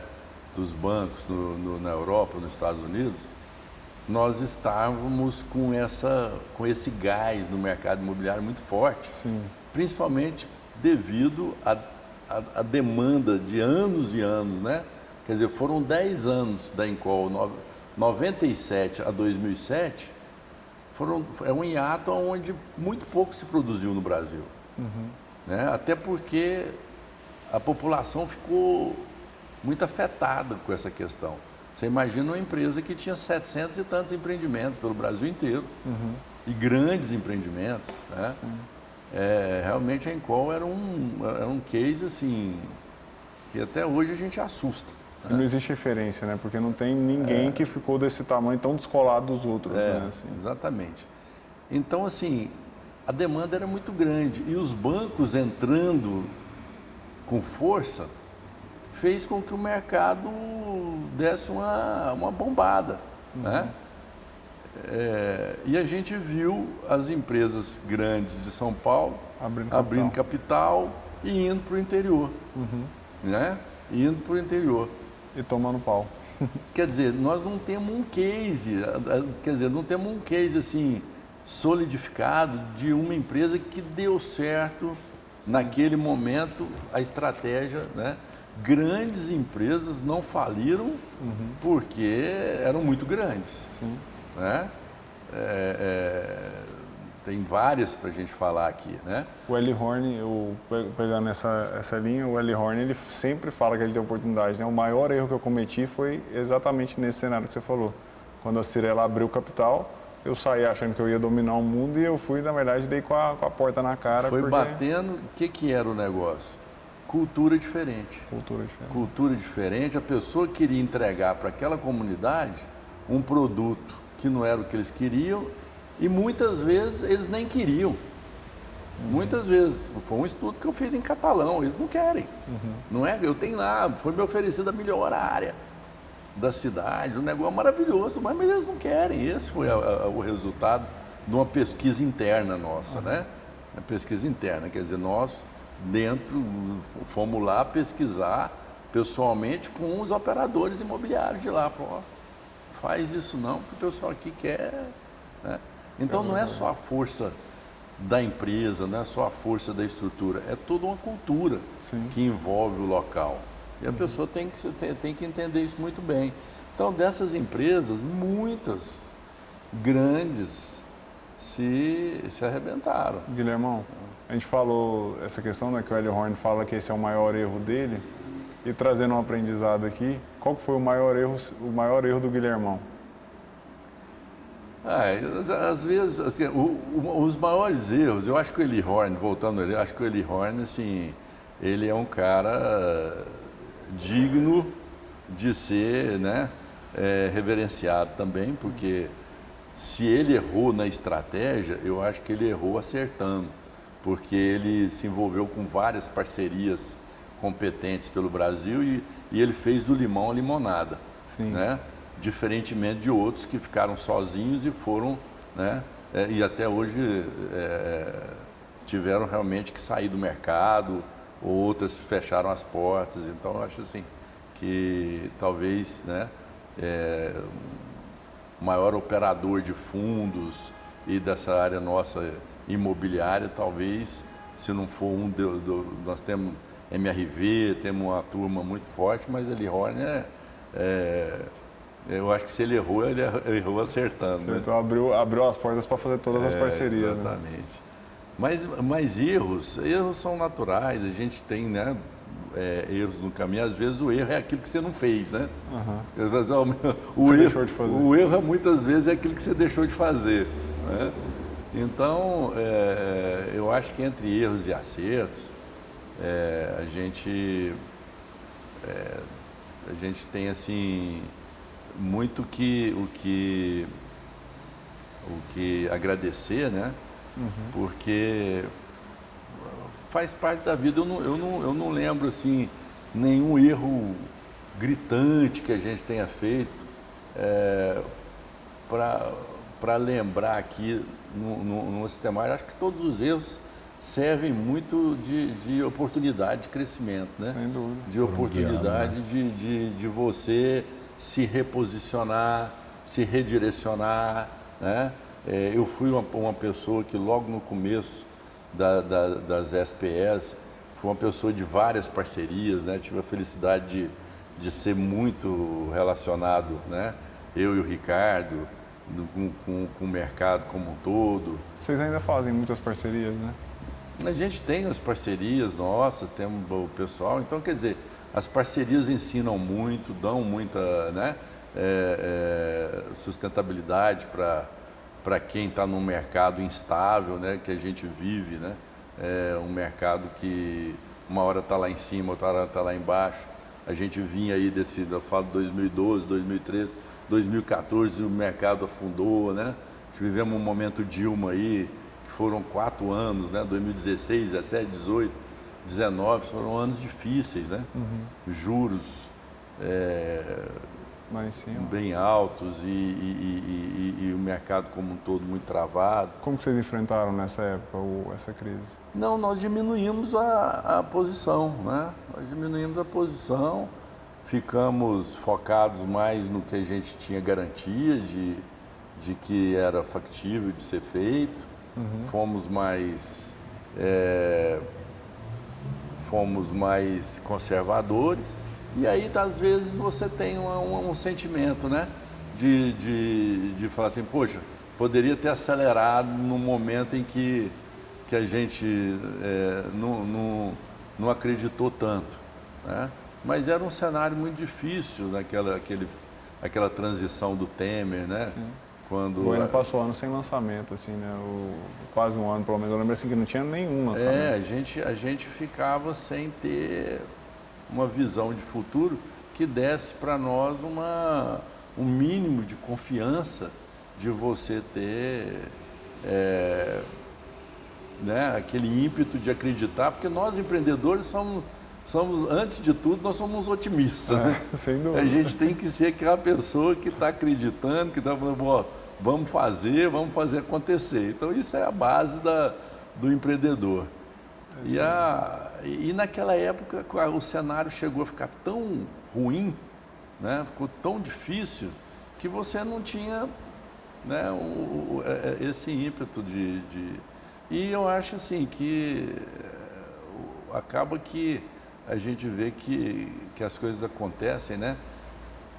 Quando a gente estava num momento muito difícil, veio a pandemia, e a pandemia chama a atenção das pessoas, das famílias, o tanto que é bacana você valorizar a sua moradia. Sim. Que esse é o grande espírito do negócio, né? Eu acho que esse mercado nosso, no paralelo, ele ainda dá essa felicidade para a gente nas duas pontas. Primeiro, a dignidade da moradia, né? A conquista da família, a conquista da pessoa, a conquista de você ter essa bênção, né? De morar num lugar estruturado, num lugar bem organizado, um lugar, né, que você conquistou. Então isso, quando você passa no empreendimento que você entregou e você vê aquelas luzinhas toda acesa, você fala, puxa, quantas famílias estão morando ali? Isso dá um prazer muito grande para a gente, né, nessa questão de propósito de vida. E o outro ponto é a oportunidade de gerar riqueza que você coloca no mercado, né? O produto imobiliário, ele é espetacular nesse ponto, né? Porque você, do nada, você coloca um produto, você vai a mercado, quer dizer, são vários, né, milhares de corretores ali, né, gerando riqueza. Todo mundo que trabalhou na obra, né, os corretores, todas as pontas. E você vai envolver ali, né, uma equipe de construção, de engenheiro, de servente a engenheiro, né? Você movimenta toda uma economia. Então é um segmento que é um segmento difícil, é um segmento que exige muito, né? Mas é um segmento que dá muito prazer nesse sentido de você ver acontecer, de você ver e fazer acontecer. Impactar tantas vidas, né? E nesse sentido, então, né, vamos falar do próximo lançamento de vocês, é o Trip. E o Trip, você falou aquilo, né, Eloy, da parte do marketing, tudo isso, essas ações que vocês estão fazendo, vocês passaram pelo rebranding. E ali no evento eu vi que vocês fizeram um lugar inédito, eu acho que nunca tinha tido nenhum evento ali. E eu achei bacana isso, porque a gente fica sempre nesse desafio do que eu vou trazer de novo. E eu vi também as aeromoças e tudo, vocês trazendo o conceito. E você falou aqui por alto sobre a questão da cerveja, que também é alguma estratégia de marketing que eu também nunca tinha visto o mercado fazer. Eu queria que você contasse um pouco para nós sobre esse novo lançamento e sobre essas estratégias de marketing aí. Bacana, Rafa. Acho que assim, a gente dentro do mercado, a gente tem os dois clientes principais, né? O primeiro é o corretor, então você tem que tentar envolver ele de todas as formas possíveis a partir do meeting, ali para ele poder ter interesse em conhecer seu produto, ter alguns chamarizes, a gente sabe que isso nunca, nem sempre é tão fácil, né? E o nosso cliente final, que a gente precisa encantar ele, como a gente já citou aqui, tentando ter impacto em todas as áreas da vida dele, né? Colocando aquele produto para poder elevar o nível de qualidade de vida dele. Então o Trip, ele chamou muita atenção por tudo que ele oferece dentro do produto e a gente trouxe o tema da viagem para poder conceituar todos os ambientes. Então, ao enxergar que viagens para o exterior são um objeto de desejo do público nosso ali, a gente escolheu locais específicos no mundo, referências no mundo, né? Como Paris, a Holanda, Uruguai, a Grécia, para a gente poder trazer, através da arquitetura de imersão, para dentro do produto. Então, o que é arquitetura de imersão? É o poder que a arquitetura tem de, através da decoração, do design, te fazer transportar para outro lugar. Você pode ver que é muito diferente você ter o mesmo chefe de cozinha preparando um prato para você num ambiente ali específico, num restaurante, num ambiente todo decorado, naquela temática, do que ele preparar o mesmo prato para você dentro da sua casa. Então a experiência ela consegue girar em torno disso daí. E aí a gente conceitou o ambiente churrasqueiro. A gente não colocou uma churrasqueira, a gente colocou uma parrileira lá e fizemos toda uma decoração para trazer a experiência do Uruguai para dentro. O salão de festa a gente trouxe uma inspiração de uma arquitetura decoração parisiense.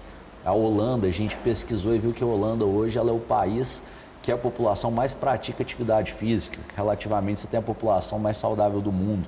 Então a gente conceitou a academia com a Holanda. Irish Pub, isso daí, assim, lembrando da minha fase, eu fiz intercâmbio na Irlanda, né? E a Irlanda respira pub mesmo. A gente, né, adora. Meu pai foi me visitar lá depois, fomos lá no Temple Bar e tudo mais. Então fizemos o Irish Pub. Lá no topo do prédio, a gente fez um AeroGarden, que ele está conectado a dois espaços gourmets ali, o mexicano e o italiano. E isso também, lembrando aqui, mostra o quanto é bacana o movimento da criação do conceito, né? A ideia inicial que você tem, depois como isso tudo se desbrava. Porque no primeiro momento eu lembro direitinho da gente na sala de reunião discutindo e me veio muito a ideia do Epcot, da Disney na cabeça. Não sei se você conhece o Epcot. Você tem todos os países. Você tem todos, né? os pavilhões. E em cada pavilhão você tem a experiência de estar vivenciando a cultura daquele país. E como o produto nosso ele está em frente a uma área de desaceleração, a vista é algo muito imponente no nosso produto. E ele começou a ser desenvolvido, o conceito começou a ser desenvolvido pensando na vista, depois pensando em colocar espaços lá em cima temáticos com cada país. E a coisa é tão bacana e bonita que ela se transforma em algo muitas vezes maior do que você podia imaginar. A gente perde o controle ali no né, começo. A parte da criação, acho que o encanto dela é exatamente isso daí. Você perguntou do Trip, você tinha perguntado da cerveja, você comentou da cerveja. E a cerveja, ela surgiu primeiro, né, por um interesse muito grande. Eu acho que assim, quando começou o surgimento dessa questão de cerveja artesanal, né, das micro cervejarias, eu entrei muito dentro disso daí, interesse em saber como que funcionava, porque a cerveja, para quem não conhece muita coisa, a pessoa não tem noção da dimensão da quantidade de estilos que existem, que a cerveja, na verdade, ela é como a gastronomia, você pode colocar o que você quiser dentro da receita de cerveja. Aquilo ali, dependendo do momento que você vai colocar, que vai ter um diferencial no final ali e tudo mais. Inclusive uma pimenta, né, que tem colocamos. Então, assim, eu sempre tive interesse em poder fazer uma cerveja. E como as conexões elas vão acontecendo, no momento que a gente estava lançando Natura, eu acabei conhecendo a Patrícia, da Colombina, né? Cervejaria que eu sou muito fã aqui em Goiânia, que hoje tem proporções nacionais muito interessantes, né? Eles ganharam vários prêmios agora, no final do ano passado, e estão muito bem posicionados. E no Natura, eu precisava criar uma estratégia de marketing que fizesse o corretor sair do local do meeting e ir no stand direto, conhecer lá, porque o meeting era do lado do nosso stand.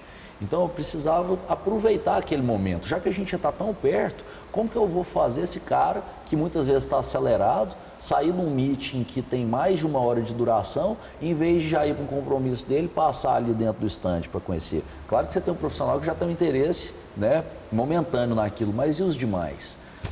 Então eu tive a ideia de produzir a primeira cerveja em parceria com a Colombina, que remetesse o conceito do Natura. No Natura, o nosso objetivo principal era trazer o parque para dentro do empreendimento, né? Pela proximidade que a gente está ali do Parque Flamboyant. A gente está a 200 metros do Parque Flamboyant, ali voltado para o Serra Dourada, uma posição super privilegiada. Então, para isso acontecer, a gente contratou um escritório de paisagismo que tinha a especialidade de trabalhar com plantas locais. Então, todo o nosso paisagismo vai ser com plantas do Cerrado. E no lazer, a gente quis trazer uma pegada um pouco de vivência de condomínio, de casa, de chácara. A gente colocou plantas frutíferas na nossa área de lazer para a criançada poder subir, pegar a fruta do pé e tudo mais e ter uma vivência dessa dentro do condomínio. E uma das frutas é o cajazinho do Cerrado. Então, vendo uma coisa ou outra, a gente que é apaixonado ali no Araguaia e tudo mais, gosta de uma cervejinha também mais leve, né? Gosta das IPAs e tudo mais, mas sou muito fã de sour também, que era algo que ia ser uma novidade para muita gente, né? Muita gente não conhece o estilo da cerveja, parece um Cozumel ali, tem um teor alcoólico mais baixo. Então eu levei essa ideia lá pro pessoal da Colombina e a gente desenvolveu uma sour de cajazinho. Ficou uma delícia, cara. Tem gente que liga perguntando, pelo amor de Deus, se tem ainda e tudo mais. E deu muito certo, porque a gente teve uma interação muito bacana. No final do meeting, eu produzi, ao longo, né, da produção da cerveja na Colombina, a gente foi fazendo a produção de mídia, de vídeos e tudo mais, e no final do meeting eu coloquei o vídeo lá explicando um pouco. Fizeram uma collab, foi igual o caso da CIMED, aí tá quase igual o caso do relógio agora, você fala? Não, do que eles fizeram o Carmed com Fini, ah, né, sim, que aquilo ali foi acho que foi o maior case de marketing do ano passado, sem nenhuma dúvida, né? Mas isso é uma collab, vocês fizeram uma collab aqui, sem dúvida. Exatamente isso, né? Você pegou a Colombina, trouxe a questão de um produto imobiliário. Exato. Né? E você pegou um item da sua área de lazer, colocou na receita do muito bacana. Eu falo, já vou deixar até um recado para a Patrícia aqui, eu tento falar para ela, falo, vamos continuar a linha de produção nossa, entendeu? Vamos botar ela para vender. Mas essa foi a primeira experiência que a gente teve e teve um resultado muito positivo para a parte de relacionamento, para a ideia do corretor tá indo lá. Depois, como brinde para os clientes, a gente conseguiu promover uma experiência linkando ao que ela vai ter no prédio. Então aquilo vira ali um estado emocional, né? Já gera uma conexão. Né? Já gera uma conexão emocional com o cliente. E aí, agora por último, no lançamento do Hello, a gente coincidiu o momento do lançamento com a criação do Arena aqui também. E lá você tem que fechar um lote, né? Então eu fechei um lote que eu dividi ele em 3, a gente levou a cerveja para o Hello, também assim, para os corretores, para os clientes, para o momento ali do lançamento. Aquilo foi muito bacana. Acaba que muita gente vai postando, o pessoal leva para casa, o pessoal vai lembrando, você tem uma divulgação espontânea. Aqui pro Arena, e sempre criando a historinha, né, dentro de cada cerveja, o porquê de você ter um elemento em uma e não ter na outra. Fizemos aqui a da GPL. Nesse momento aproveitei para poder fazer a terceira parte para mim, lá no projeto que eu já tinha, né? Exatamente mostrando isso aí. Fiz uma brincadeira assim, que é a junção da cerveja com a gastronomia. E a gente fez uma New England IPA, que teve uma infusão de manjericão, pimenta de macaco e abacaxi. Ficou bacana demais, cara. Então o GPL também me deu a oportunidade de produzir uma cerveja. Isso aí coisa que eu não esperava. É demais. Coisas que o mercado imobiliário te traz e que você não esperava, né? Exatamente. Tá muito bacana o bate-papo. Caminhando para o final, eu quero fazer outra pergunta para o Guilhermão, porque eu perguntei do maior erro, mas eu queria perguntar também do maior acerto. Guilhermão, pensa para nós, assim, se olhando para trás, qual que é uma coisa que você fez que você fala assim, cara, esse aqui realmente foi um acerto? A minha recontratação, Pode ser, com certeza. Trazer o Eloy de de volta, né? Brinca, vamos lá, quero ouvir essa também. Não, também assim, eu vou na mesma linha, né? O maior acerto, ele não existe fisicamente, né? O que é o maior acerto? Ah, bom, você fez uma venda maravilhosa ou você conseguiu uma conquista de um negócio maravilhoso. Não, eu acho que o maior acerto é o equilíbrio. É você se entender, né, e entender enquanto empresa as oportunidades, primeiramente as oportunidades de você ter pessoas certas nos lugares certos, né? Então você se arrodear, sou muito feliz com todo o time, né? Tudo isso que a gente está conversando aqui só é possível por causa do time, né? Então o time é aquela questão que a gente investe muito em sistema de qualidade, né? Investe muito, que eu falo, dentro das potencialidades da empresa, né? Então, quer dizer, nós temos muito orgulho de ser uma empresa que temos ISO 9000 desde 2004, né? Vamos fazer 20 anos esse ano. Estamos preparando uma festa, né? 20 anos de ISO, né? E a gente nunca fez a ISO, ou teve a ISO dentro da empresa, com a finalidade de ter um certificado. A gente sempre usou muito da sistemática, porque a gente sempre implementou e difundiu dentro da empresa a oportunidade de melhoria.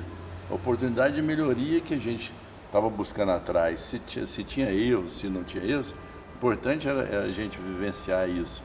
Então o time imbuído é uma satisfação enorme, né? É um privilégio você ter um time comprometido nos desafios que são grandes. A gente sabe o que é, né? A gente abraçar esses desafios nossos aí do nosso setor. Então, quando eu falo da maior conquista, é o equilíbrio perante, né, o time, família, né? ter essa membrana, né? Vamos ter calma com as coisas, por mais que você esteja fervendo por dentro, sem dormir à noite, né? Mas manter a sanidade, né? E saber dos passos que é possível de ter. Então, sou muito feliz com os parceiros que nós temos e tivemos, né? Durante o processo. Tudo é muito motivo de orgulho por a gente pensar o seguinte, né? Nas maiores dificuldades, lá nos idos de mercados difíceis, tudo mais, a gente sempre fala, se a gente está fazendo certo, né? Se você está fazendo certo, é muito pouco provável de dar errado, né? Então, o que é fazer certo? É você ter convicção, né? Saber que você está sendo ético, você está dando tudo do seu potencial, né? Esses são os orgulhos que ficam, porque se está um grande negócio, se está um grande feito, quer dizer, lógico que a gente é orgulhoso de ter feito um parque arquitetônico, mas houve muitas dificuldades, né? Houve muitos desafios, houve muitos prós e contras, lógico, né? Não tem nada fácil, né? E tem coisas que a Globo não mostra, né? Tem coisas que a Globo não mostra, a verdade é essa, né? Tem quantas coisas, né? E quanto de... Mas então, assim, é uma pergunta que eu acho que não tem uma resposta só, né? A gente fica muito satisfeito com essa questão do universo conspirar a favor, porque o time, né? Por mais que a gente vê as coisas acontecendo, tudo é uma dinâmica, nada vem pronto, né? É uma dinâmica que acontece. Então eu sempre fui da filosofia que eu não posso fazer por você. Eu não posso fazer por você. Por mais que eu queira, eu não posso fazer por você, né? Então eu não vou dá conta de cuidar da sua autoestima, do seu processo de estar motivado, né? Quem se motiva é você mesmo. Você tem que achar seu momento de motivação. E o que vai te motivar? É o seu trabalho bem feito, é o resultado do seu trabalho, é o resultado que você vai se dar. Então, o time dentro da GPL é muito disso. A gente tem muita liberdade lá dentro, a turma tem muita liberdade, e eu acho que o resultado é bacana, porque a gente, né, simplesmente a gente se compromete e a gente vê o time comprometido por causa que é uma filosofia isso aí, né? Eu acho que o ser humano tem que entender que ele é o principal agente da sua história, né? E do seu brilho, né? Momentos vão ter difíceis, lógico que vai ter momentos difíceis. Não, né? Nós temos uma cultura hoje no mundo que ninguém quer sofrer, né? Todo mundo quer a fotografia, né? Na rede social é só o palco, né? É isso aí, né? Como diz o outro, se a gente for voltar na filosofia, né, passada, antiga, a gente vê que o mundo é feito de desafio, né? Sem dúvida. O mundo é feito de desafio. Pegando a então, linha do curso lá que a gente fez, né, Em Busca da Verdade, né? A gente Não foi é? vendo muito isso. Exatamente. Então, assim, eu acho que a maior alegria é ter tido a coragem de enfrentar, né? E isso não sou eu. Isso é você, o Leloy, todos, né? Que tem essa questão de ter a coragem de enfrentar os desafios, né? E acreditar, né? Eu acho que é acreditar que a gente pode conseguir vencer e que tudo é plausível de altos e baixos. Se algum revés vier, né, você tem que estar apto para aguentar e ser capaz. Vai vir, né? E vai vir algum dia. E ser capaz de dar a volta, né? Então é isso que é feito, né? A vida e a vida do empreendedor, a vida do empresário, né? A gente está aí, a gente vê aí o setor varejista, né? Estava lendo uma reportagem há pouco tempo atrás, o pessoal com as ações lá em cima, né? Então o Brasil tem isso, o Brasil e agora o setor está vivendo um desafio muito grande. Então, quer dizer, é assim, a única... Quando o sinal do aparelhinho faz... é porque alguma coisa ruim aconteceu, né? Esse é sinal de que o pulso não está pulsando, né? Sim. Então, é altos e baixos. É altos e baixos. A gente tem que estar trabalhando nesse sentido, né? Vislumbrando, tentando fazer os diferenciais, fazer o melhor que você possa fazer, né? É o que a gente tem para dar, né? Então é isso aí. Eu acho que um momento bacana é um momento do dia a dia, é você construir e realizar. Show de bola. Diz para nós, isso eu vou pedir para o Guilhermão e para o Eloy, o que vocês esperam para o mercado imobiliário para os próximos anos e deixa uma mensagem que vocês gostariam, se fosse escrever uma frase, né, uma mensagem que vocês fossem deixar para que isso reverberasse, né? Qual que seria essa mensagem?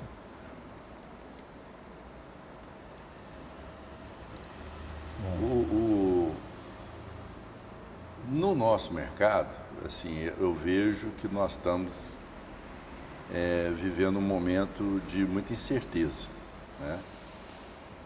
O mercado imobiliário ele está em um momento bom, né? Onde as pessoas sabem que o apartamento, você investir no mercado imobiliário, ele te dá segurança e você não perde valor financeiro. Porque você pode ter uma inflação embutida que o que você tem dinheiro para comprar hoje, você não compra amanhã. O Brasil é muito óbvio isso aí. Se você vê a valorização do imóvel no longo prazo, você vê que o dinheiro não valorizou dessa maneira. É outra realidade, né? Então as pessoas atrelam muito o capital no mercado para poder fazer uma âncora, né, financeira. É uma estratégia do brasileiro. Mas nós vivemos um momento de incerteza em vários outros mercados, né? Nossos juros altos, né, para os segmentos, né, se autofinanciar, financiamentos tão altos. Então a gente tem a gente vê uma luz amarela aí, né, que eu acho que o governo tem que procurar gastar menos, né, e ter aquele pensamento, né, que você baixar o custo da máquina, baixar o gasto para você ter superávit e você não ter inflação, poder baixar o juro. Esse é o triângulo que a gente espera, né, para o país poder crescer. Sim. É isso que a gente espera que aconteça, mas não é isso que a gente está vendo, né? A gente está vendo outra metodologia, que é aumento de gasto, quer dizer, é aquela questão de achar que é o governo que vai gerar riqueza. E quem gera riqueza, a gente sabe, é o setor produtivo. Então, esse é uma luz amarela em que as pessoas estão, né, um pouco receosas e com razão. E com razão. Eu vou dar uma adentro aqui, um pouquinho assim, saindo agora dessa parte toda do governo também, mas respondendo o que eu penso para o mercado e qual que é a mensagem que eu gostaria de deixar, porque quando você me perguntou, eu fiquei pensando aqui com a resposta do Guilherme, eu acho que isso ficou cada vez mais óbvio. A educação no Brasil, ela tem várias falhas, a gente sabe muito bem disso, né? Ela é estruturada de um modelo que você não é direcionado para ser muito bom naquilo que você tem vontade, e você deixa de aprender tanta coisa que hoje é essencial para você sobreviver em qualquer mercado e que seria muito mais importante do que, às vezes, alguma matéria específica que você está tendo ali dentro da faculdade. Então, o nosso mercado, ele consegue atingir realizações da moradia e a gente trabalha dentro desse meio, mas o imóvel, ele é um ativo, né? Então, se eu pudesse deixar uma mensagem para o brasileiro do futuro, é que ele tem que se dedicar para ter uma educação financeira decente. Porque com isso daí, ele começa a enxergar diversas possibilidades e consegue ver no nosso mercado uma segurança e um potencial de fazer, de valorizar o seu dinheiro de uma forma que hoje é uma minoria que enxerga. Então, o Guilherme falou que o brasileiro tem isso muito atrelado, mas é uma minoria. É uma minoria que sabe que o investimento imobiliário é o principal investimento de segurança, que ele se valoriza ao longo do tempo e ele, ao mesmo tempo, traz rentabilidade também. E que você tem hoje diversas formas de estar adquirindo o seu primeiro imóvel, de estar fazendo aquele imóvel ter uma rentabilidade que paga o seu financiamento, e isso você não vai aprender caso você não tenha esse interesse. Então, ao mesmo tempo, eu acho que as pessoas têm que buscar se especializar mais nesse tipo de área, e para o mercado, eu acho que o mercado ele vai estar cada vez mais inteligente, mais tecnológico. Os diferenciais que a gente enxergava há 5 anos atrás não são mais os principais hoje. A gente só ouviu falar de condomínio clube, de área de lazer, aquilo ali era o principal diferencial do produto. Hoje a gente já ouve falar muito mais de ambientes de trabalho, de serviço, de tecnologia aplicada, né, de uma rede inteligente dentro do empreendimento. Então, eu acho que a gente tem que estar muito atento ao estilo de vida, né, ao que o ser humano está passando, porque isso reflete 100% dentro do nosso mercado, mas que a tendência do mercado é essa, apostar mais na inteligência, na tecnologia, para poder estar solucionando problemas que antes não eram tão evidentes quanto são hoje. Show de bola. E Guilhermão, qual que é a mensagem, Guilhermão, que você deixa aí para nós? A mensagem é que nós temos um país maravilhoso, né? Nós temos um país que está assim, cheio de oportunidades, né? Cheio de oportunidades para vários segmentos. Então, é um país para quem quer trabalhar, para quem quer estudar, para quem quer se dedicar. É um país que tem muita oportunidade. Não falta, não falta oportunidade para quem está com vontade, né? Então, a minha mensagem é: pensa no longo prazo, né? Vamos pensar no longo prazo, vamos fazer o hoje, né? Vamos fazer o hoje, vamos construir o amanhã e vamos pensar lá no longo prazo, porque não tem como, né? O Brasil está fadado a crescer, o Brasil está fadado a dar certo, né? Pode ter 1000 complicações, mas nosso país é o país que tem o que o mundo está precisando, né? Então nós vamos conseguir, né? Nós vamos conseguir vencer. Excelente, tá certo. Agradecer o Guilhermão, agradecer o Eloy. Valeu, Rafa. Obrigado você que ficou aí conosco. Com certeza, muitos aprendizados tirados aqui desse bate-papo. E nos acompanhe, com certeza em breve teremos mais novidades. Até mais. Valeu. Opa.